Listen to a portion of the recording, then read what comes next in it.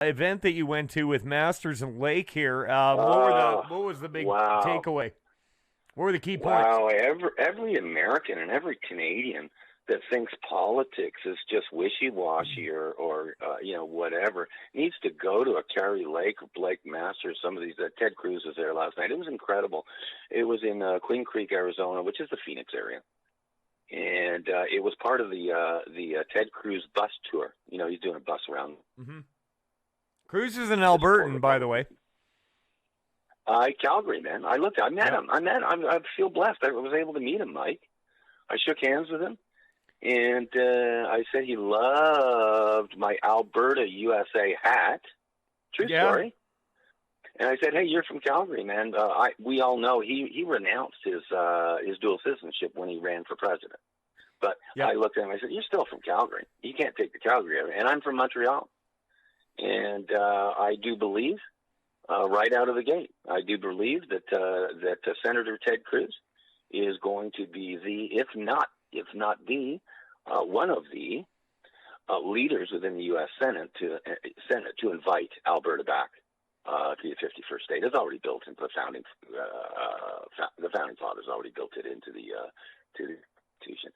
So, but this event was incredible. It was Blake Masters, who was really running a tight race. I don't know if you followed it. This astronaut down here, I keep calling him astronaut because that's all he says. He's the most socialist Biden liberal Democrat I've seen in ages. His name's Mark Kelly, and he Masters I saw at the Arizona event was fabulous. I bet he's fabulous. Tall guy, smart guy, 36 years old, but whatever. There's all the hit pieces, commercials going on down here, mandatory hit pieces, right? Whatever. I know how he's going to vote. I listened to him. He's great. Blake Masters was great. As usual, Kari Lake was fabulous. I got to meet her, too, and shake hands and visit a little bit. But Ted Cruz, Mike, if no one's seen Ted Cruz in person, they need to. This guy raised the roof, literally. He was fabulous. It was fabulous. I've always said he's the most electable libertarian in the Senate. Right? People forget about Ted Cruz. He was the Tea Party's choice, Tea Party Libertarian Movement, 10, 12 years ago, whatever. He was the Tea Party's choice to be their leader. That's how constitutional he is. So it was a great event. It was very relaxed, a couple hours. Really got to visit. It almost felt like a little Woodstock, relaxed. Just a wonderful little venue that they had there, very Arizona, very cool. It's called the Santan Flats. It was great. So I was it kind of remotivated me. My biggest concern is that Blake Masters beats the astronaut down here because that's a Senate seat. This guy, Kelly, has voted with, think about it, that the Senate's not important or politics isn't important.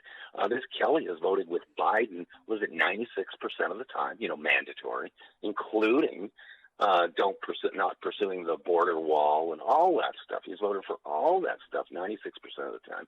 Worst Senate candidate I've ever seen. Worst debater. I watched the debate last night that I've ever seen.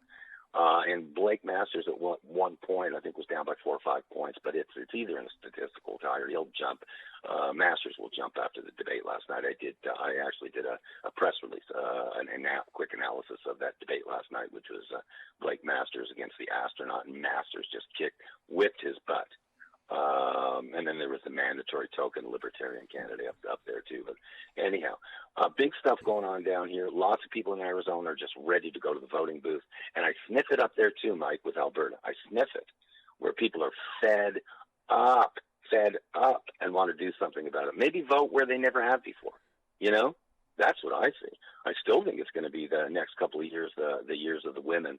Women, I wrote it in my book, COVID moms will sway 2024. I think it's going to be a complete wave. And I hope up in Alberta. I really do. Because I don't see one reason, like you, I don't see one reason not to become the 51st U.S. state.